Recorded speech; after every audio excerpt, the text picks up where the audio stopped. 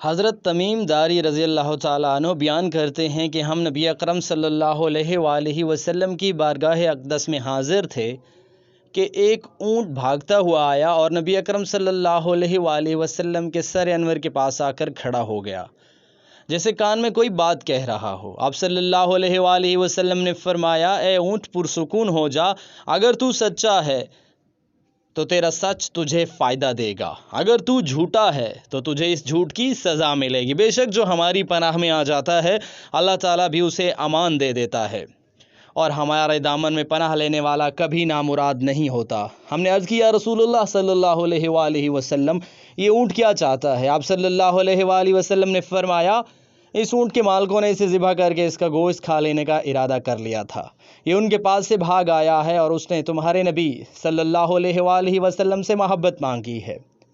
ہم سب ابھی گفتگو میں مشغول تھے کہ اس اونٹ کے مالک بھاگتے ہوئے آئے۔ جب اونٹ نے انہیں آتے دیکھا تو وہ دوبارہ نبی اکرم صلی اللہ علیہ وآلہ وسلم کے سر مبارک کے قریب ہو گیا اور آپ کے پیچھے چھپنے لگا۔ ان کے مالکوں نے عرض کی، یا رسول اللہ صلی اللہ علیہ وآلہ وسلم، ہمارا یہ اونٹ 3 دن سے ہمارے پاس سے بھاگا ہوا ہے، آج یہ ہمیں آپ کی خدمت میں ملا ہے۔ اس پر آپ صلی اللہ علیہ وآلہ وسلم نے فرمایا، یہ میرے سامنے شکایت کر رہا ہے، یہ کہتا ہے کہ یہ تمہارے پاس کئی سال تک پلا بڑھا، جب موسم گرما آتا تو تم گھاس اور چارے والے علاقوں کی طرف اس پر سوار ہو کر جاتے، اور جب موسم سرما آتا تو اسی پر سوار ہو کر گرم علاقوں کی طرف کوچ کرتے۔ جبکہ یہ اس خستہ حالی کی عمر کو پہنچ گیا تو تم نے اسے ذبح کر کے اس کا گوشت کھا لینے کا منصوبہ بنا لیا۔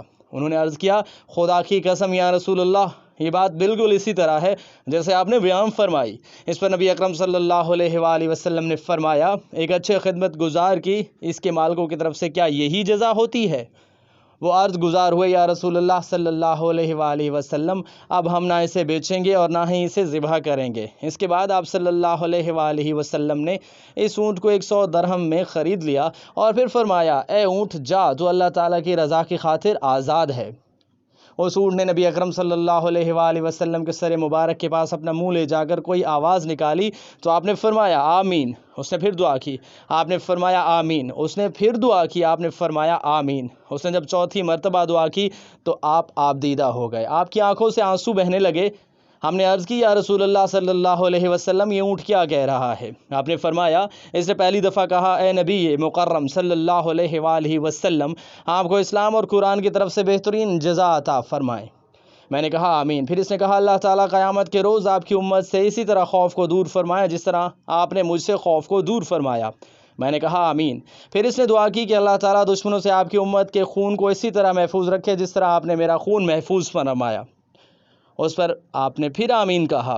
اس نے پھر کہا، اللہ تعالیٰ آپ کی امت کے درمیان جنگ و جدال پیدا نہ ہونے دے۔ یہ سن کر مجھے رونا آ گیا، کیونکہ یہی دعائیں میں نے بھی اپنے اللہ تعالیٰ سے مانگی تھیں، تو اللہ تعالیٰ نے پہلی 3 تو قبول فرما لیں لیکن آخری دعا سے منع فرما دیا۔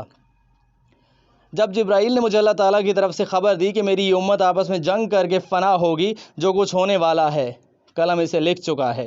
نبی اکرم صلی اللہ علیہ وآلہ وسلم کی یہ حدیث مبارکہ آج بالکل سچ ثابت ہو رہی ہے۔ آج کے دور پر نظر دوڑائیں، ہم دیکھتے ہیں کہ مسلمان کس طرح ایک دوسرے کے خون کے پیاسے ہیں، ایک دوسرے کو کس طرح قتل کر رہے ہیں، فرقہ واریت کے نام پر ایک دوسرے کی جان کے دشمن۔ جتنا نقصان مسلمان نے مسلمان کا کیا ہے، اتنا نقصان شاید کافروں نے مسلمانوں کا نہیں کیا۔ ہمیں چاہیے کہ ہم اللہ تعالیٰ کی رسی کو مضبوطی سے تھام لیں، ایک امت بن جائیں، آپس کی نفرتوں کو ختم کر دیں۔